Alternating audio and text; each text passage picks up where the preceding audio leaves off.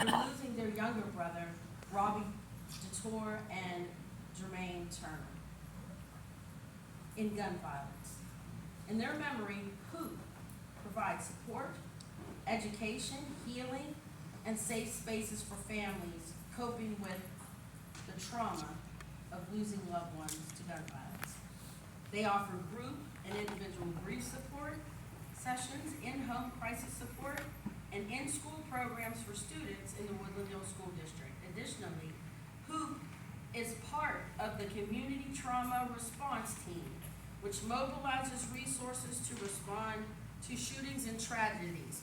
Personal side note. Anytime anything happens in our hood, Kathy is the first person. I get a text message, so-and-so's mother, family, so-and-so happened. Then what are we gonna do? I'll help organize. I need food. They are in the homes. They are in the hospitals of the people who were shot, who may have made it. They do grassroots work that's like unbelievable.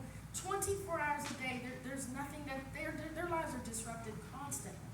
But they're doing it because they want to be worked out of their job. They don't want to continue because we don't want any more people to die.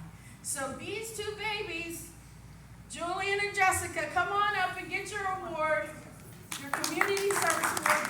And Mom, you come up too, because I need some man legacy.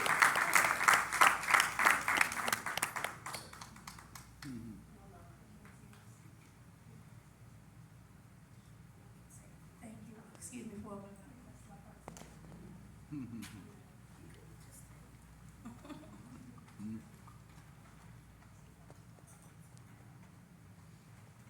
I am a crybaby.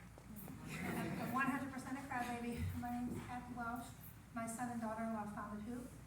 This is my daughter Sierra. We are gun violence survivors. So we're survivors of violence. Like a lot of you in this room might be survivors of alcohol or drugs. We're survivors of violence, and it all ties in together. My son and daughter-in-law met at my son Jeremy's funeral on December 2nd of 2017. My daughter-in-law was engaged to be married to a white state trooper, which I think is very relevant in this room today. And with all the violence around us, they fell in love. They started HOOP, and then they fell in love. They got married, they had a son, and they couldn't make it today because my daughter-in-law is super pregnant with her second baby, and she's a third grade teacher in the Woodland Hills School District, in the Edgewood School building, where she takes all the third grade emotional support children, which is so relevant in this room tonight. Last year she had 22 kids, 17 young black boys, and 5 girls. It's in us. All my favorite people are in this room today, a lot of my favorite people, so I love all of you. I feel like I'll go around each table and hug people. And Lisa's right, she's one of my go-tos, especially spiritually. She keeps me filled up. But all of these things that she said, just like the recovery you guys are in, we can't recover from violence without the survivors. Everybody sitting in this room has, Miss Ebony, I love you, has lost somebody to gun violence or knows somebody that was lost to gun violence. And it all stems from these systems that we're trying to tear down. Me and Brandy have went to the same food pantry when our kids were little. I mean, the same food pantries. Like, we can do this. We do this in the Woodland Hills community. We do this. Every single program that she said, and we do all this stuff. I am a coordinator of resources because we can take care of ourselves. We need support. We need funding. We got to vote. We need policies, but we don't need people, and apologize if I offend anybody, but we don't need people to fly in from Cranberry or come down from Moon to tell us how to organize support for each other. We know what support we need, and we have great people. We just need to organize together. Every one of those programs, the in-school, the monthly support meetings, they are all facilitated and ran by survivors. Every single one. There is nothing that we don't do, nothing that we do that is not ran by survivors. My daughter's trained. She goes into the junior high and the elementary schools, and she works with those kids affected by violence. So I'm honored to be here today. I mean, me and Rana, we met when we lost our sons the same year. Her story and my daughter-in-law's story is similar. We met at the Panera Bread down on the waterfront. We met one time and we were just each other's people. It's who you are. And she doesn't know this, but my mom died of a drug overdose when I was 17 years old. My dad was an alcoholic. He had me at 51. He quit drinking when I was 4.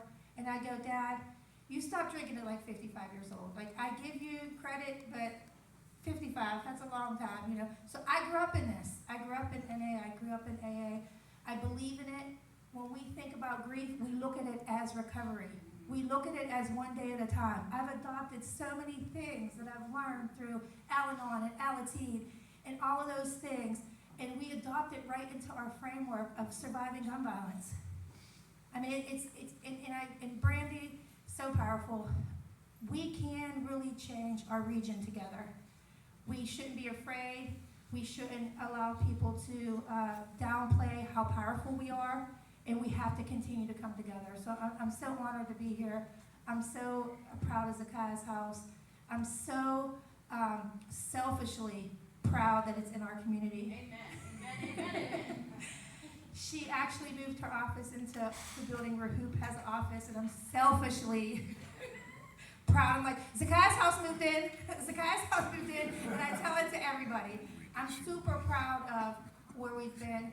We started our coalition against violence back in 2018, under the guidance of Lee Davis, and it has spread. Penn Hills has started their own coalition. We're working with Clariton to start their own. Aliquippa, McKees Rocks, they're all adopting this grassroots of build back your own communities. Come together and build back your own communities. Thank you for having me. Super honored to be here. Forever supporting anything you guys have.